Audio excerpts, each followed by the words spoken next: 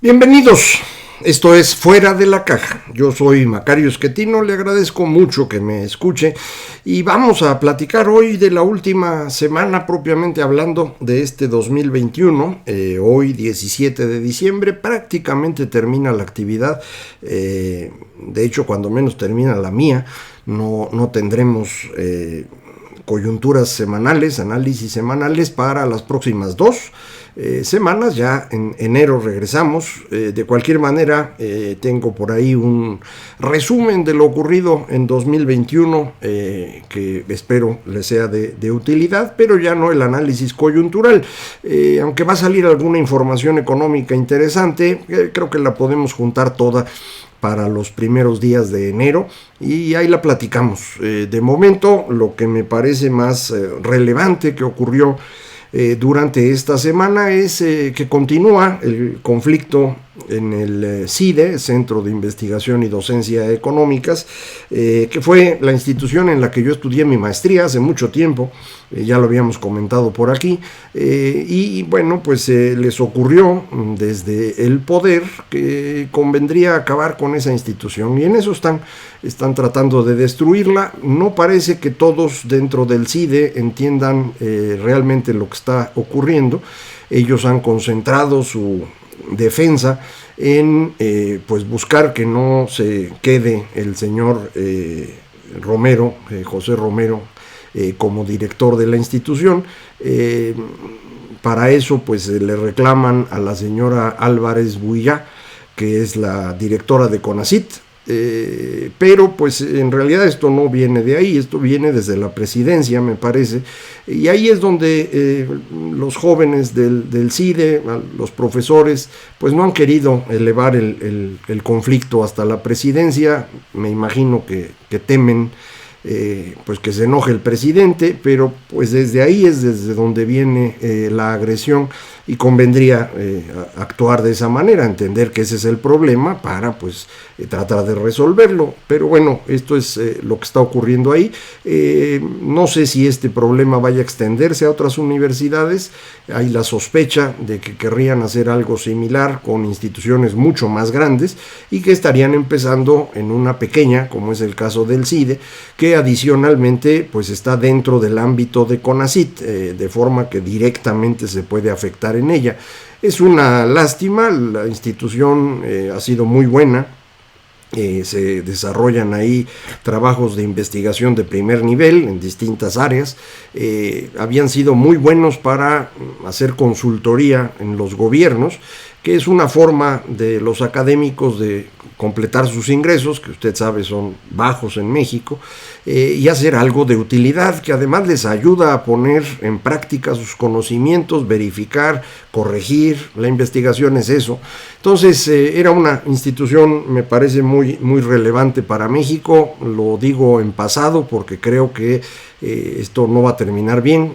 Ojalá y me equivoque yo y puedan tener éxito en su defensa y el presidente cambie de opinión, pero como esto no ha ocurrido en ningún caso, pues se ve difícil que ocurra ahora. Ojalá y esto marcara un cambio en la forma de actuar del presidente, que empezara a corregir cuando se equivoca, porque pues igual que todos, también él se equivoca y convendría corregir cuando eso pasa.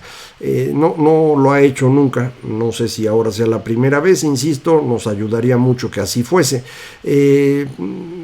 Además de esto, el otro conflicto importante, me parece, de la semana es con el Instituto Nacional Electoral. El presidente está necio con que quiere hacer su revocación de mandato. La revocación de mandato tiene como objetivo que si la población está descontenta con el gobernante, pues pueda iniciar un proceso para quitarlo. Nadie está haciendo eso.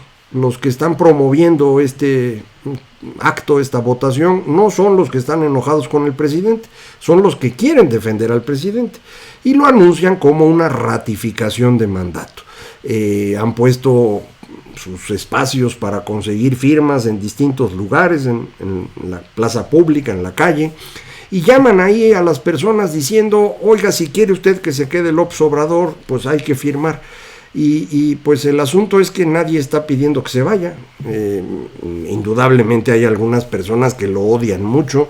Hay algún movimiento muy extremo en México como Frena, que ha estado pidiendo que se vaya, pero la verdad es que la mayor parte de los actores políticos, los empresarios, académicos, los que opinamos, pues no hemos pedido que se vaya. Pensamos que tiene que terminar su mandato como corresponde. Creemos en términos jurídicos que esta revocación de mandato no aplica en su caso porque él fue electo antes de que existiera esta posibilidad, de manera que no se le podría aplicar la ley retroactivamente, pero además estamos convencidos, muchos, no sé si todos, de que esto es una farsa. El presidente López Obrador impulsó la idea de la revocación de mandato, no para que lo quitaran, sino para tener una excusa para hacer campaña a la mitad de su tiempo en el gobierno. Él quería que esta revocación de mandato fuera coincidente con la elección del 6 de junio y con eso garantizar pues una amplia mayoría que le permitiera extender su mandato y después reelegirse. Ese es el objetivo. Yo insisto en que no debemos ser ingenuos. El señor López Obrador no es un político normal. Y con esto no quiero decir que sea una persona de mucha más calidad, sino al contrario, de mucha menos. Es un personaje profundamente autoritario, yo creo que con 3 años ya deberíamos saberlo, que además no se imagina fuera del poder. Él insiste en que cuando termine pues se va a ir a su finca y ya va incluso a cancelar su celular, dijo, para que nadie lo moleste, pero pues recuerde usted que también dijo hace ya muchos años que él no iba a competir por la presidencia, que lo dieran por muerto, que si perdía se iba a retirar, perdió 2 veces y siguió, y ahí está, entonces no se va a ir nunca. Ahora ya no tiene herramienta legal para quedarse, ya no hay manera de modificar la Constitución a su favor, como él quería. Entonces lo que le queda pues es tener a una persona que él pueda controlar, tratar de reproducir el maximato. No sé si usted recuerda, en los tiempos de Plutarco Elías Calles, cuando él fue presidente de la República, 1924-1928, al término de su periodo resultó que Álvaro Obregón, que había sido presidente antes, se le ocurrió que pues debía reelegirse porque el pueblo lo quería. Modificaron la Constitución en 1926, fue a competir en el 28, el señor Álvaro Obregón ganó la elección, fue nombrado presidente electo y antes de tomar posesión fue asesinado. Este asesinato, pues imagínese usted lo que significó en términos políticos, una situación gravísima que el señor Plutarco Elías Calles logró pues capotear bastante bien, por un lado culpando de manera indirecta de esto a quien se oponía de manera frontal a la reelección de Álvaro Obregón cuando se modificó la Constitución, el señor Luis N. Morones, gran líder sindical de las primeras organizaciones que hubo en México, y pues le cargaron a él el problema.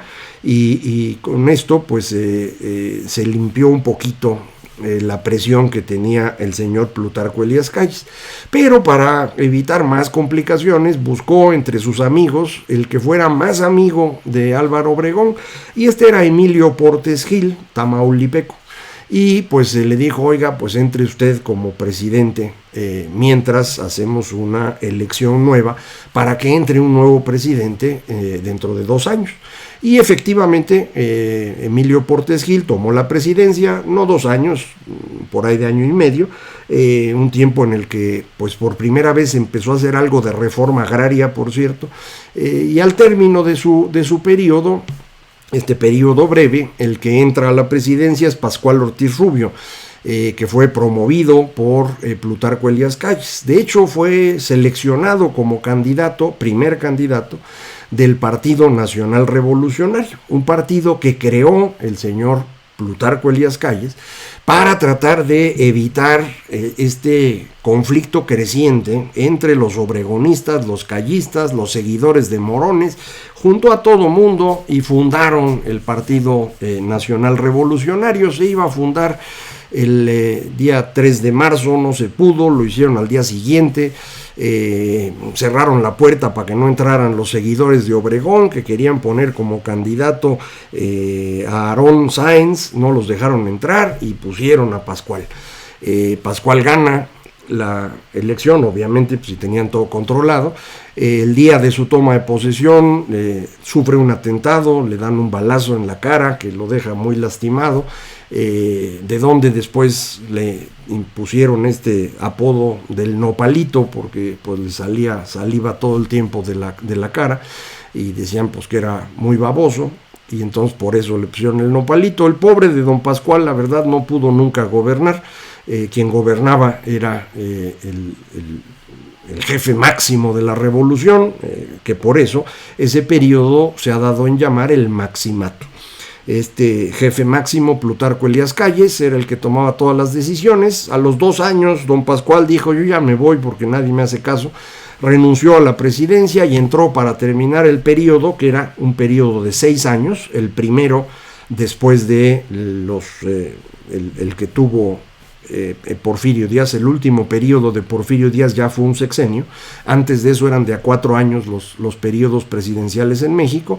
Volvieron a ser de 4 años a partir de 1916 con Carranza, luego Obregón, luego Calles, y este periodo del 28 al 34 iba a ser el primer sexenio. Bueno, de hecho fue el primer sexenio, pero tuvo 3 presidentes.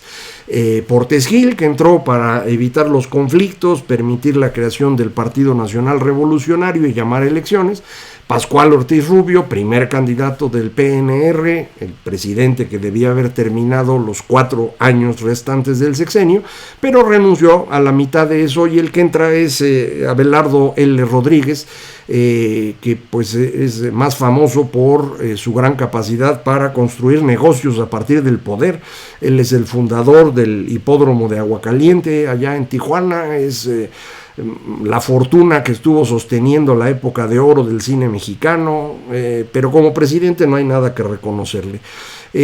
Para el segundo sexenio del Maximato, Plutarco eligió como candidato a Lázaro Cárdenas. Lázaro Cárdenas toma el poder y en muy pocos meses va sentando las bases de un movimiento obrero que le va a permitir deshacerse de Plutarco Elías Calles. Luego inicia la reforma agraria para con eso tener 2 grandes polos de poder, obreros de un lado, campesinos del otro, y con eso asegurarse de que el único poderoso era él, y con eso crea el sistema político mexicano. Le cambia de nombre al partido, pero además le cambia la estructura. Y el Partido de la Revolución Mexicana, creado por Cárdenas en 1938, es verdaderamente el PRI. El cambio siguiente de nombre se lo dio Miguel Alemán, 1946, quitó al sector militar y puso en su lugar a un sector popular, pero eso no tiene mucha importancia. La estructura corporativa, el control absoluto de la política mexicana, eso es una creación de Cárdenas, y por eso en 1939, para enfrentar a este partido que controlaba todo, se creó el Partido Acción Nacional, un partido que resultó de la fusión de 2 grupos distintos que han siempre llevado al PAN en movimientos muy complicados.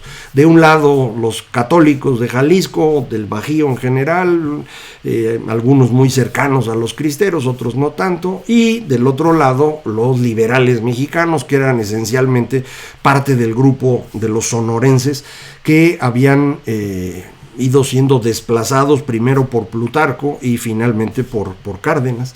Entonces, esta construcción muy interesante, este periodo de la historia mexicana del Maximato, consiste en tener a alguien que controla todo, pero que no es el presidente de la República.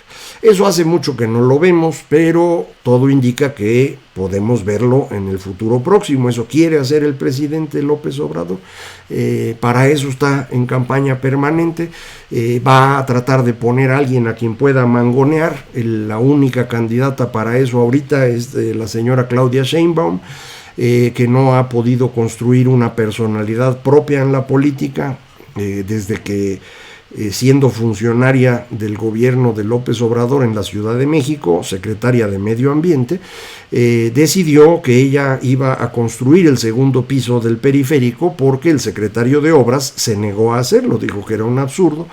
Y sorprendentemente, pues quien debía haber dicho que no, que era Medio Ambiente, fue quien hizo ese segundo piso. Y desde entonces Claudia Sheinbaum es en realidad una subordinada muy, muy clara de López Obrador, insisto, sin personalidad propia. Y esto es lo que está aprovechando en este momento López Obrador para tratar de tener su maximato, que en el caso de él, para ser justos con la historia, vamos a llamar el minimato. Porque pues de jefe máximo yo no le veo capacidad al señor López Obrador, pero de jefe mínimo pues le podríamos decir que sí.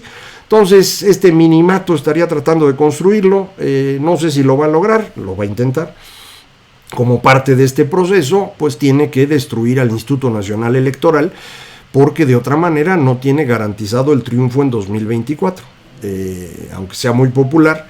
Usted sabe, no están pudiendo juntar las firmas para llamar a este proceso de revocación. Han estado haciendo trampa, engañan a la gente, se han puesto ahora en donde vacunan para pues que la gente agarre su papelito y firme y con eso pues alcanzar a juntar el número que necesita para con ello que haya el proceso de revocación. No sé si finalmente lo logren. Si lo logran, el Instituto Nacional Electoral no tiene dinero para hacerlo. Esto es parte del digamos, callejón en donde los quiere meter López Obrador. Les quitaron el presupuesto desde la Cámara de Diputados por orden de López Obrador para con eso, pues que queden mal, que les pueda culpar de que están haciendo trampa. Ya lo hizo hoy viernes 17 de diciembre, eso hizo en su mañanera y va a tratar de destruir al Instituto Nacional Electoral. Nosotros, los demás, tenemos que impedirlo. Muy importante la existencia del Instituto Nacional Electoral. Si con elecciones limpias ganan nuevamente los seguidores de López Obrador, se habrá que reconocerlo, sin duda alguna. Lo que no podemos aceptar es que nos quieran regresar a los tiempos aquellos en donde desde el gobierno se llevaban a cabo las elecciones. Ese es el periodo en el que este país se fue convirtiendo paulatinamente en un fracaso, y es lo que tratamos de corregir en los últimos 25 años y tenemos que volver a hacerlo. Ni modo, no es como uno quisiera que las cosas fluyeran con facilidad. No, se encuentra uno personas como López Obrador que pueden ser profundamente destructivas para un país. Lo está haciendo. No sé si lo va a lograr, pero lo va a intentar hasta el final.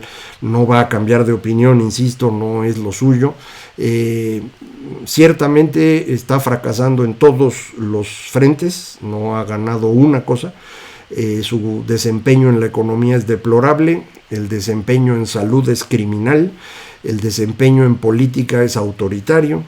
No hay nada que reconocerle, lo lamento mucho para quienes son seguidores de él. Podrán ponerse a buscar algo. Yo le reconocía el tema del salario mínimo, pero pues le comentaba yo, hice ya números y el efecto de los incrementos al salario mínimo resultan ser nulos en términos del ingreso promedio de quien tiene un trabajo formal. En la informalidad ni siquiera pintaba, eso era obvio. Pero en el sector formal uno hubiera esperado un efecto notorio, no lo hay en la remuneración media. También me parecía una muy buena cosa el haber corregido los excesos que había en el outsourcing, pero la forma como se hizo esto nos ha costado ya más de un punto del PIB y una caída significativa de empleo. Algo hicieron mal, me imagino. La verdad es que no he entrado al detalle legal. En materia económica es como le platico. Entonces las cosas que yo le veía positivas pues tampoco lo fueron. 2022 va a ser un año complicado, no hay duda de ello. No quiero amargarle la vida, pero pues todo indica que va a estar difícil en todo tipo de dimensión que usted lo vea, en la parte internacional, la política, la económica. Pero pues es lo que nos tocó. Uno no puede andar pidiendo que le toquen maravillas. Hay lo que venga, pues hay que irlo capoteando, hay que tratar de que las cosas salgan mejor y hay que hacer lo que nos toca. Y lo que nos toca en cuestión política, insisto, es defender al Instituto Nacional Electoral, que haya elecciones limpias y que gane quien tenga que ganar. Eso es lo más importante en México. En materia económica, yo les recomiendo cuide su gasto, cuide sus ingresos, no pierda el trabajo ahorita, no arriesgue. No es un buen momento para ello. Probablemente las cosas mejoren después, pero por el momento cuide usted porque pues va a estar un poquito complicado. De cualquier manera, y aunque, insisto, va usted a ver por aquí un resumen del 2021 y ahí le voy a desear un feliz año, lo hago de una vez. Una feliz Navidad y que 2022 sea lo mejor posible. Que no va a ser maravilloso, pues no va a ser maravilloso, pero que sea lo mejor posible. Y aquí vamos a seguir platicando durante 2022. Muchísimas gracias. Esto fue Fuera de la Caja.